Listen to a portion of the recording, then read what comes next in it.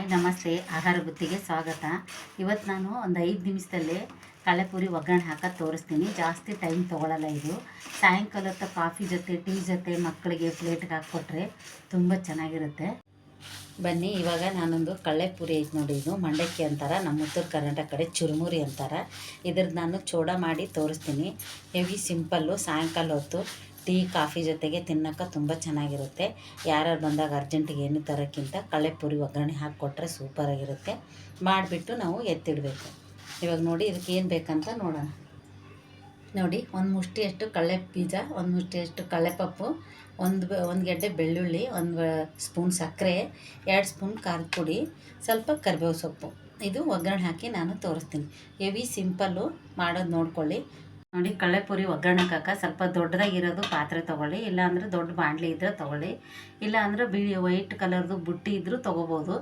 ಯಾವುದ್ರಲ್ಲಾದರೂ ಸ್ವಲ್ಪ ದೊಡ್ಡದಾಗಿರಬೇಕು. ಇವಾಗ ಎಣ್ಣೆ ಹಾಕೋತಾ ಇದ್ದೀನಿ. ಸ್ವಲ್ಪ ಎಣ್ಣೆ ಜಾಸ್ತಿ ಹಾಕ್ಕೊಳ್ಳಿ.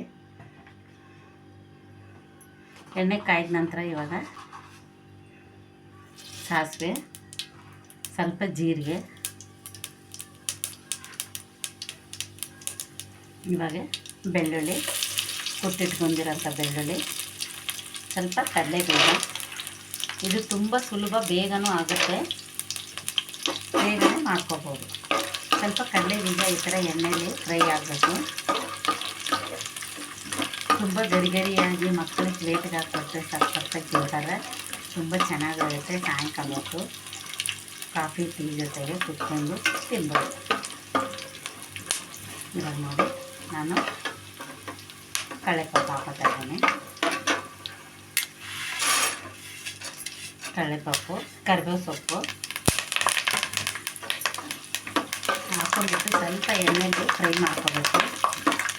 ಯಾಕಂದರೆ ಇದು ಹಸಿ ಸಿಗುತ್ತಲ್ವ, ಅದಕ್ಕೆ ಸ್ವಲ್ಪ ಫ್ರೈ ಆಗಿ.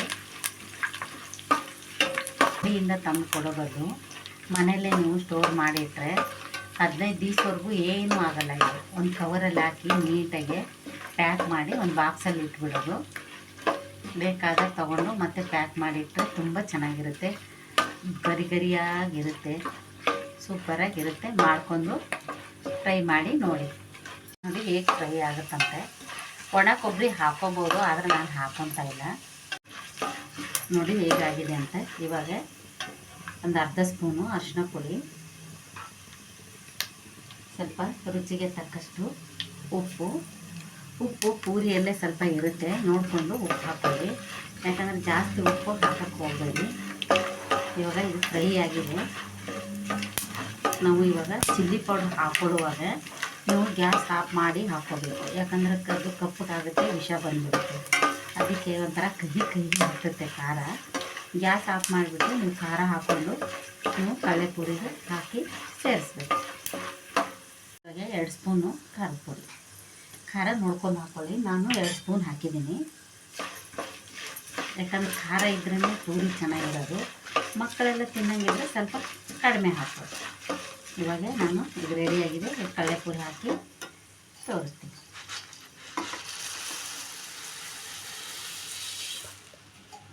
ನೋಡಿ, ಈ ಥರ ಹಾಕೊಂಡ್ಬಿಟ್ಟು ಚೆನ್ನಾಗಿ ಎಣ್ಣೆಯಲ್ಲಿ ಈ ಥರ ನೀವು ಫ್ರೈ ಮಾಡಬೇಕು. ಯಾಕಂದರೆ ಇದು ತುಂಬ ಗರಿ ಆಗುತ್ತೆ. ಬಿಸಿಲಿದ್ದರೆ ಸ್ವಲ್ಪ ಹೊಂದಿಸ್ಕೊಂಡು ಮಾಡಿ ಹೇಗಾಗುತ್ತೆ. ಬಿಸಿಲಿಲ್ಲ ಅಂದರೆ ಇದೇ ಥರ ನಾವೆಲ್ಲ ಸೇರಿಸ್ಬಿಟ್ಟು ಈ ಥರ ಫ್ರೈ ಮಾಡ್ಕೋಬೇಕು. ಇವಾಗ ನೋಡಿ ಹೇಗಾಗಿದೆ ಅಂತ. ತುಂಬ ಚೆನ್ನಾಗಿರುತ್ತೆ, ತಿನ್ನೋಕ್ಕೆ ಸೂಪರಾಗಿರುತ್ತೆ. ಮಂಡಕ್ಕಿ ತಿಂದು ನೋಡಿ ನೀವು. ಬೇಕಾದ್ರೆ ಹಸಿಮೆಣ್ಸಿನ್ಕಾಯಿ ಮಾಡ್ಕೊಳ್ಬೋದು. ನಾನಿವಾಗ ಚಿಲ್ಲಿ ಪೌಡರ್ ಹಾಕಿ ತೋರಿಸ್ತಾ ನೋಡಿ. ಇವಾಗ ಎಷ್ಟು ಚೆನ್ನಾಗಿದೆ. ನಿಮಗೆ ಪೂರಿ ಬೇಕಾದ್ರೆ ಮುರಿದು ತೋರಿಸ್ತೀನಿ ಎಷ್ಟು ಚೆನ್ನಾಗಿ ಗರಿಗರಿ ಆಗಿದೆ ಅಂತ. ಇವಾಗ ಇದಕ್ಕೆ ಸ್ವಲ್ಪ ಸಕ್ಕರೆ ಹಾಕಬೇಕು. ಸಕ್ಕರೆ ಹಾಕಿದ್ರೇ ತುಂಬ ಟೇಸ್ಟಾಗಿರೋದು. ಇವಾಗ ನಾನು ಸ್ವಲ್ಪ ಸಕ್ಕರೆ ಹಾಕ್ತೀನಿ. ಇವಾಗ ಇದು ಲಾಸ್ಟ್ಗೆ ನಾನು ಸಕ್ಕರೆ ಹಾಕಿ ತೋರಿಸ್ತಾ ಇದ್ದೀನಿ. ಯಾಕಂದರೆ ಸಕ್ಕರೆ ಹಾಕಿದರೆ ತುಂಬ ಟೇಸ್ಟ್ ಇರುತ್ತೆ. ಸಕ್ಕರೆ ಹಾಕ್ಕೊಂಡು ನೀವು ಕಡಲೆಪುರಿ ಒಗ್ಗರಣೆ ಹಾಕ್ಕೊಳ್ಳಿ, ಸಕ್ಕತ್ತಾಗಿರುತ್ತೆ, ತುಂಬ ಚೆನ್ನಾಗಿರುತ್ತೆ. ನೋಡಿ, ಇವಾಗ ನಿಮಗೆ ತೋರಿಸ್ತೀನಿ ನಾನು. ಕಡಲೆಪುರಿ ಬಿಸಿ ಇದೆ, ಆದರೂ ನೋಡಿ ಈಗ ಕರ ಅನ್ನತ್ತೆ ನೋಡಿ. ಈ ಥರ ಗರಿಗರಿಯಾಗಿ ಅನ್ನಬೇಕು, ಆವಾಗ ಚೆನ್ನಾಗಿರೋದು.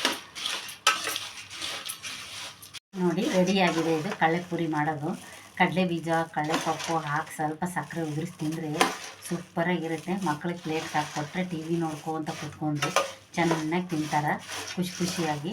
ಸಾಯಂಕಾಲ ಹೊತ್ತು ಟೀ ಕಾಫಿ ಜೊತೆಗೆ ತಿನ್ನೋಕ್ಕೆ ಮಜವಾಗಿರುತ್ತೆ. ನೀವು ಒಂದ್ಸತಿ ಟ್ರೈ ಮಾಡಿ ನೋಡಿ ಹೇಗಿರುತ್ತೆ ಅಂತ. ಈ ಕಡಲೆಪುರಿ ಇಷ್ಟ ಆದಲ್ಲಿ ಲೈಕ್ ಮಾಡಿ, ಶೇರ್ ಮಾಡಿ, ಸಬ್ಸ್ಕ್ರೈಬ್ ಮಾಡಿ. ನಮಸ್ತೆ.